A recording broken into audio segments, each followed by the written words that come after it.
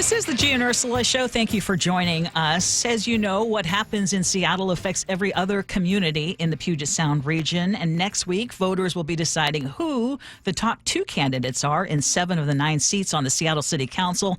So this week, we are going to introduce you to the candidates who are running to represent downtown Seattle. And we start with District 7 incumbent Andrew Lewis, who joins us live now. Good morning, Councilman. Good morning. Good to be here. Thank you so much for joining us. I'm going to get right to it.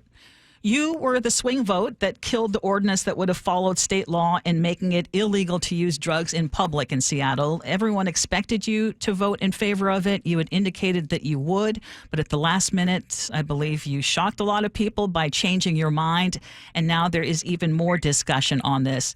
In 2020, you were also one of the most vocal on the council about defunding police, but you also changed your mind on that. One of the criticisms is that you do flip-flop on many of these issues. Why should you get another term in office? Yeah, well, I think what's really important is that we have leaders that roll up their sleeves and try to solve problems in the city. We're going to see in the coming weeks a comprehensive plan from Mayor Harrell, myself, and other stakeholders on how to really tackle the fentanyl epidemic that we're seeing in the city on our streets. It's not a conversation we'd be having if we had merely passed a symbolic ordinance that didn't have any resources or plan or commitment attached to changing the situation that we're seeing on the street on a daily basis. So instead of committing to something symbolic, committing to something substantive, committing to something that holds people accountable, but also delivers treatment and other services to people who need it, delivers accountability to people who aren't going to take advantage of those kinds of programs. That's the thing that we're going to be rolling out in partnership with Mayor Harrell in coming weeks. And it's going to make a significant difference on the street. So you need to have people that are willing to, on occasion, flip the script, because if you don't like what's going on, you don't want to just go along and get along. You want to change it. And that's what I've actively been doing, be it on this fentanyl discussion or be it on things like saving the Cinerama, getting a Memorial Stadium rebuilt, getting the Queen Anne Community Center a $23 million renovation, first renovation it's had in its nearly 70 years of existence. So these are the things that we need to do to deliver for the people of District 7, and you need people who care about details, not people who engage in performative politics. Councilman, I want to get more specific because just yesterday I was in downtown Seattle walking along 3rd Avenue. I saw open drug dealing. Also, when using light rail, some of the same things. What are you expecting? As council member, what do you want police to do in that situation? Yeah, well, there has to be engagement. We can't be in a position where we're just turning a blind eye to things that are corrosive to public order. We don't have the option, really, to arrest people who are openly using drugs because the King County Jail has essentially told us they're not going to book people who are arrested on those charges. So we need to be creative, and we need to come up with a way to do warm handoffs where the police can direct someone who is openly using to someone, for example, who's a caseworker in our LEAD program, Law Enforcement Assisted Diversion. We need to figure out ways that we can be diverting people to places where they can be inside, but that aren't necessarily jail, places like day centers or places like enhanced shelters like tiny house villages. So this is going to be part of the plan. You have to balance that because if we're only relying purely on an idea that we can use the criminal justice system to adjudicate people who are experiencing addiction, we've been told that we are not going to be able to have access to that by our partners at the scale that we need. Because as you indicate, we have many, many, many people throughout the city of Seattle who are engaged publicly in the use of drugs. It's not possible, given the capacity challenges that King County has in the criminal legal system, to use that system to adjudicate all those cases, nor in every case is it advisable for public health reasons and in terms of being an effective intervention for people experiencing addiction. So that balanced approach is something we're going to roll out. I have great appreciation for the table that Mayor Harrell has built around this issue and his personal engagement in this. And we are going to be making some big announcements in short order in regards to how we're going to bring everything to bear to really tackle this epidemic. Councilmember Lewis, you worked for current city attorney Ann Davison. You worked for her predecessor, Pete Holmes. She ended community court, sort of summarily ended it. I know that there was some reaction on the council. You were there as a part of the office when community court was really up and running. What did you think about, one, the ending of community court, and two, what is going to replace it, or should anything replace it, given what you just said about an inability to process some of these, drug users?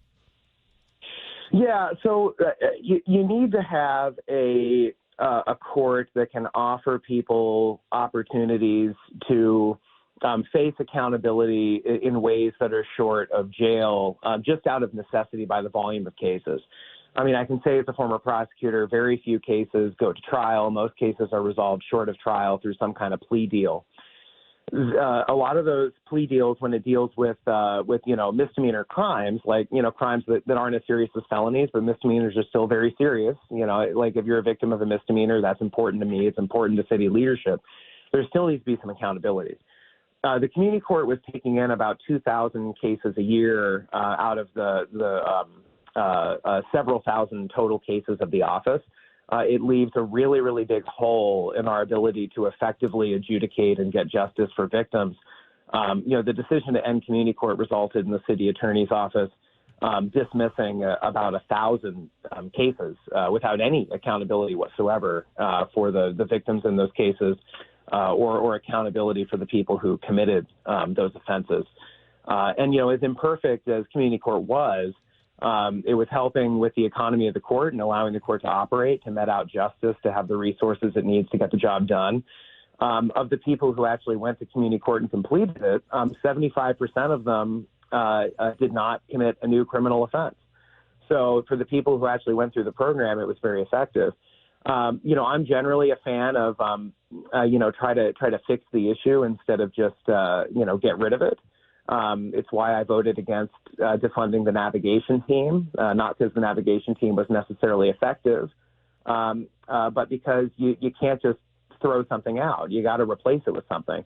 The situation we're in right now is we are going to have to develop a successor court, but that should have been done by the city attorney's office and by the court before they unilaterally decided they were going to destroy this particular court. It's going to create lots of administrative challenges. And it's going to harm our ability to get justice for victims who have been wronged. So part of this process that we've been doing with Mayor Harrell has been getting a successor court in place. I think it should include a lot of the feedback from the city attorney's office for the things they didn't like about the previous community court. But we need to find the meeting of the minds to make sure that is in place because, the community expects it. And without it, it's going to be hard to hold people accountable. It's going to be hard to get people the help they need.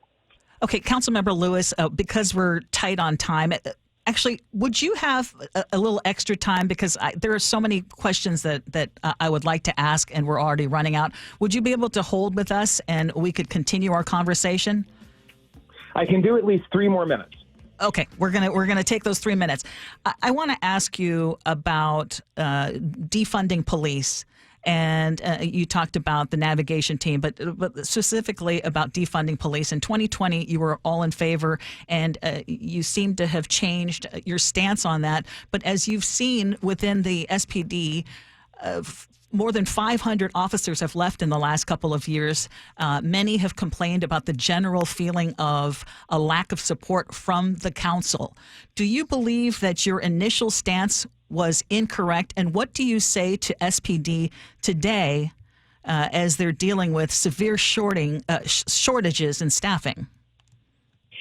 Yeah, so, consistently, my position, like in 2020 when we were discussing this, was I was open to building some alternative services and then paying for them with salary savings from the department, and that's a form of defunding.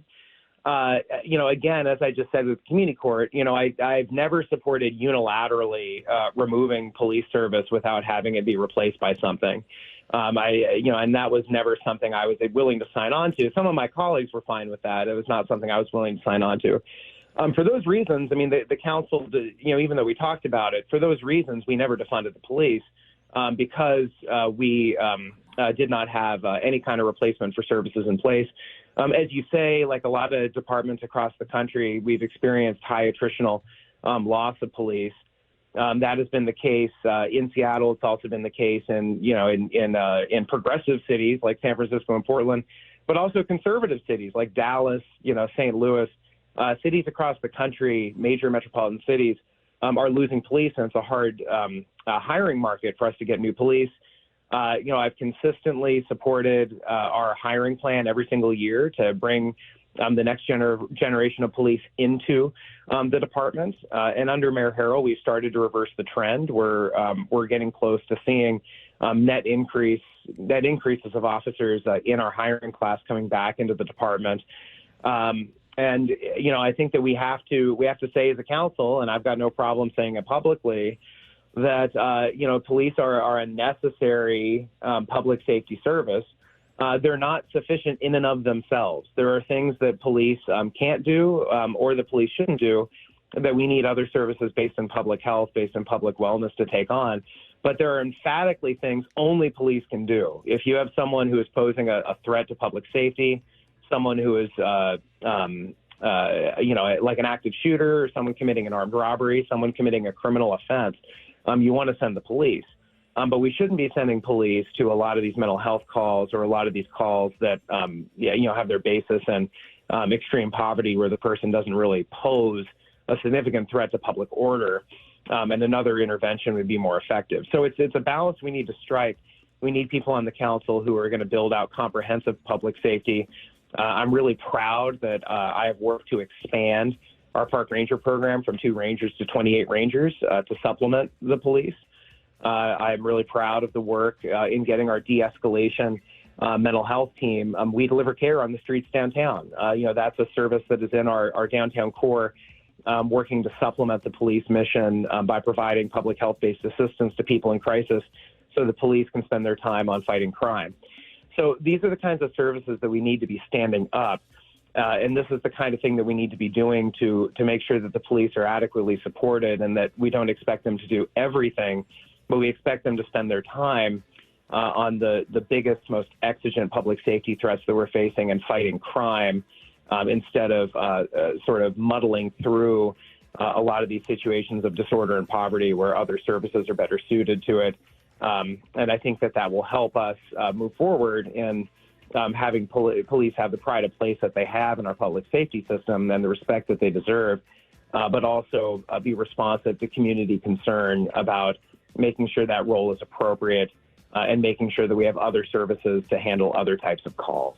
Okay, Councilman, I've got 1 minute for you. I'm actually going especially long, but I want to know just specifically, because with our homelessness crisis, despite all the money spent on the problem, it seems to be getting worse in Seattle. Could you point to something specific that you are proud of in terms of getting more treatment services available in the time that you have been on the council? You mentioned that you can't arrest your way out of this issue, but what has been done from your end to improve at least the treatment for those who are addicted to drugs? Yeah, so I was the only Seattle City Council member to serve on Mayor Harrell's transition team when his public safety transition team when he came into office. And fundamentally, the number one thing we were focused on is how can we get people out of encampments and into treatment, into enhanced shelter. Encampments represent one of our biggest sources of crime in the city. About 1 in 5 shootings occur in a homeless encampment. So we centralized all accountability. It used to be under Mayor Durkin, you had all of these different outreach teams in different departments, duplicative responsibilities. We consolidated everything into one group called the Unified Care Team. One group, one person in charge, one focal point of accountability. That team has been going out there doing surveys of encampments. They've been navigating people out of encampments into tiny house villages, into shelter. Under Mayor Harrell's leadership with this team that we built in collaboration, my office as chair of the committee that oversees homelessness and Mayor Harrell as the executive of the city, we've seen a 42% reduction in encampments. We still have tons of encampments in the city, but we are working towards it. We have a plan. That plan is showing results. So, a 42% reduction in encampments in the course of the last year is a huge achievement. I give Mayor Harrell and his team a lot of credit for working closely with the council to realize that goal. And we need to build on it to keep making progress on chronic homelessness, which is one of the biggest challenges we're facing as a city. So I'm proud of that collaborative record of work, and we're going to keep it going. District 7 incumbent Andrew Lewis, thank you so much for joining us. Hey, thank you.